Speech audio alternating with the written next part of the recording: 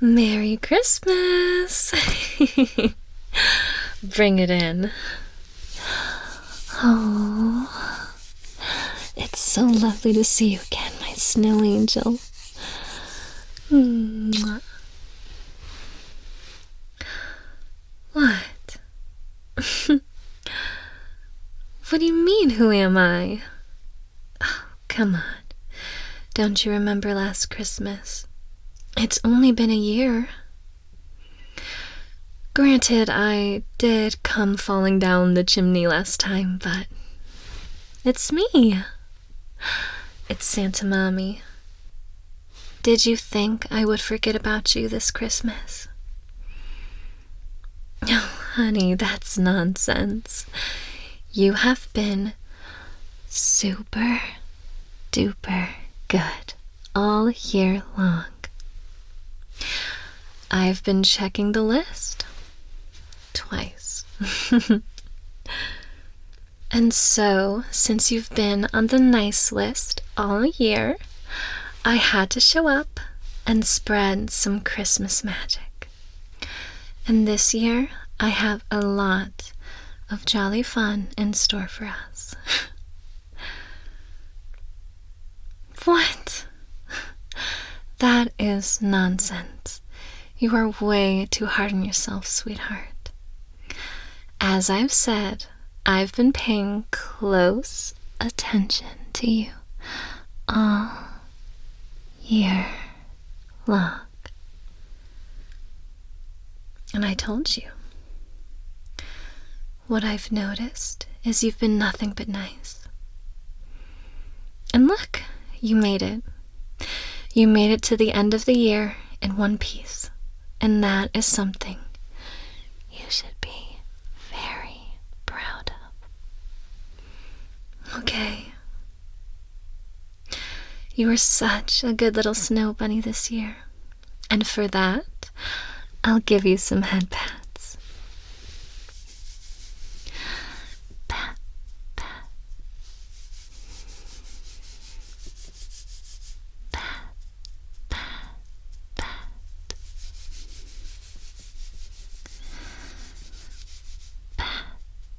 Pat, pat, pat.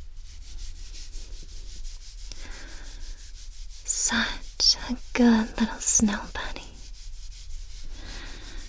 Pat, pat, pat. Pat, pat, pat. You've earned your spot on the nice list. Pat, pat, pat. Pat, pat, pat. And Mommy, Santa Mommy, is so proud of you. I hope that makes you feel all warm and cozy on the inside, my sweet snowflake. Mwah. Christmas kisses. Now, something else to help you get even more warm and cozy, yeah? Okay, well, why don't you let Mommy, Santa Mommy, get you something warm to drink? How does that sound, huh? And I know exactly what to get you. So why don't you take a seat right here, and I'll bring it to you, okay? Wonderful. Ta-da! It's hot cocoa. I put some cute snowflake-shaped marshmallows in it as well. And this one is candy cane flavored. It should be extra delicious and festive. Here.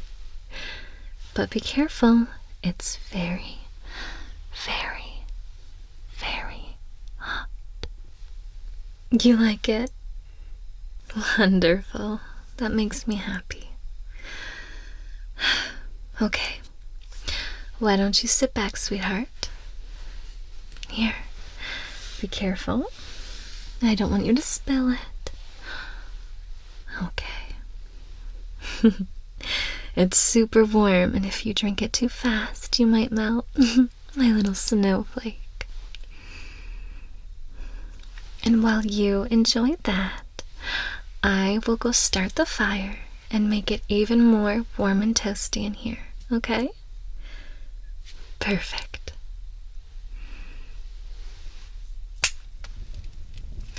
There you go, honey. A nice warm fire just like that. Okay, now for one of my favorite things, something that will have you nice and cozy and relaxed. Santa Mommy is going to read you a Christmas story. And when I read you the Christmas story, you can be cuddled up in my lap in front of the fire while you drink your cocoa. How does that sound? Wonderful. Here, why don't you cuddle up with Mommy then?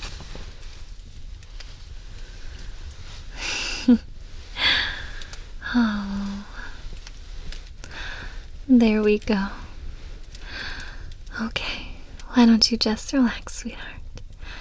Mommy is going to read you a Christmas story. Once upon a time, one snowy winter day, it was Christmas Eve. Meany old Ebenezer Scrooge was in his freezing cold office. Young Bob Cratchit worked long hours there for very little pay.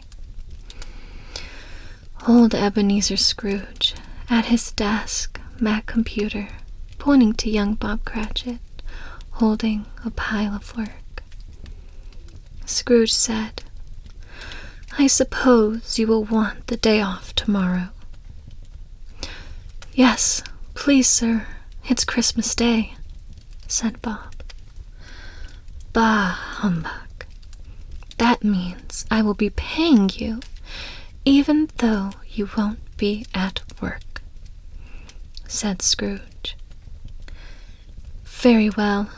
You may take the afternoon off tomorrow, but you must start work 3 hours earlier to make up." As Scrooge left the office that evening, there were 2 people collecting money for the poor. "Give my money away?" said meany old Scrooge. "Bah!" That night, Scrooge went to bed and fell fast asleep. Suddenly, he heard a strange voice. "I am the ghost of Christmas past. Come with me," said the voice. Then Scrooge seemed to go back in time. He saw himself as a boy, playing with other children. They were all laughing and running around a Christmas tree. Next, Scrooge was in another place. He was older now, and he was sitting next to a beautiful girl called Belle. She was crying. "I'm sad," she said. "You love money more than you love me. Please go and never come back." Next, Scrooge saw a happy family celebrating Christmas. He recognized Belle. She was now married and had children. Scrooge was upset, but when he opened his eyes, he was in his own bed again. He was so tired that he went straight back to sleep. Then he heard a different voice. "I am the ghost of Christmas present. Come with me." Then Scrooge was looking at Bob Cratchit's house. In the kitchen, he could see Mrs. Cratchit getting Christmas dinner ready. Her children were running around having fun. Then Bob Cratchit came in. He carried his little boy called Tiny Tim on his shoulders. Tiny Tim was pale. He didn't look very well. Then the family sat down at the table. The Cratchit family were very poor, so there wasn't much for Christmas dinner. But everyone was so happy that it was Christmas. "Happy Christmas, everyone," said Bob. Tiny Tim didn't eat very much. Poor little boy. Bob held his hand. "Oh, I do hope he will be okay," said Scrooge. "If things don't change in the future, he will be very, very sick," said the voice. This made Scrooge sad. Just then, Scrooge heard another voice. "I am the ghost of Christmas yet to come," it said. The ghost of Christmas yet to come. Scrooge seemed to travel all through the snowy streets to Bob Cratchit's house. The mother and the children sat by the fire. They were all very sad and quiet. "How was he at the hospital today?" asked Bob's wife. "He smiled at me, but he's still very sick," said Bob.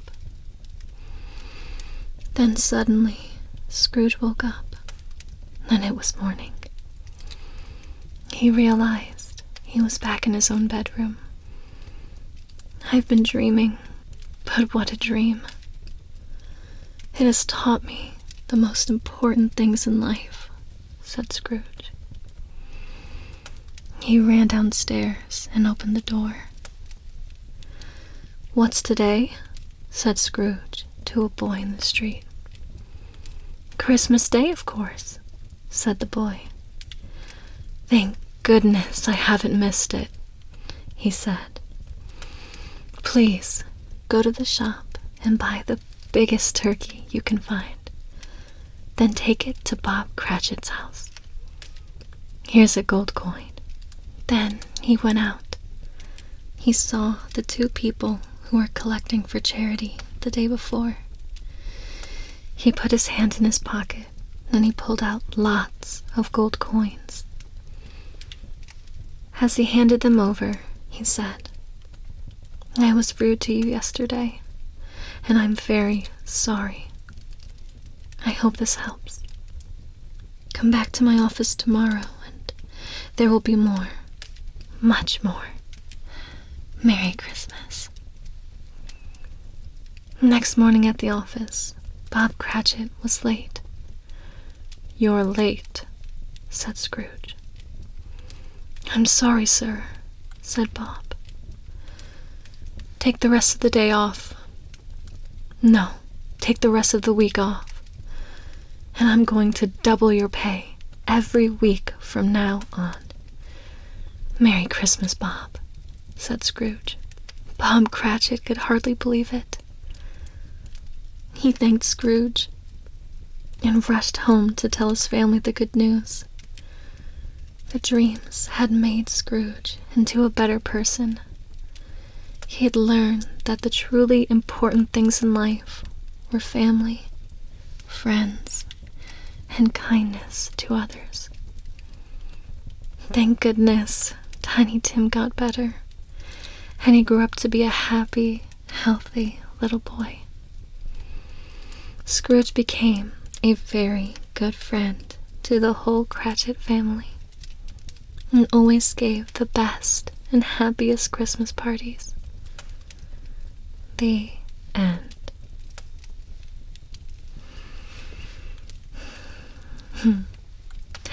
Well, I see that the story and extra cocoa got you extra drowsy, huh?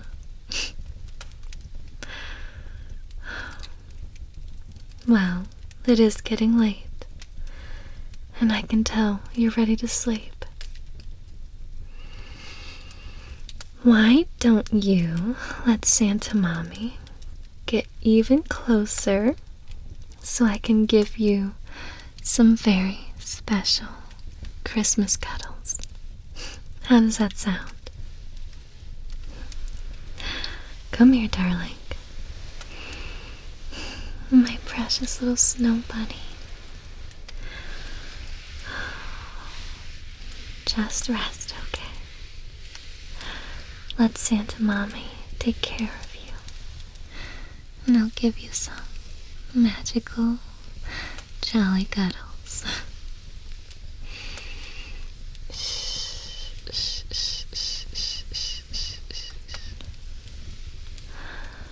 Just rest now. Santa Mommy is here to cuddle you.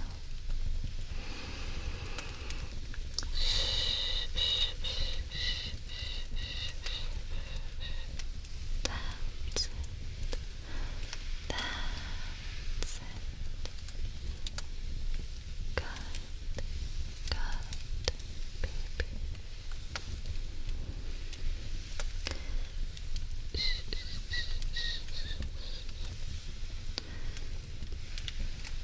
Merry Christmas, darling. And I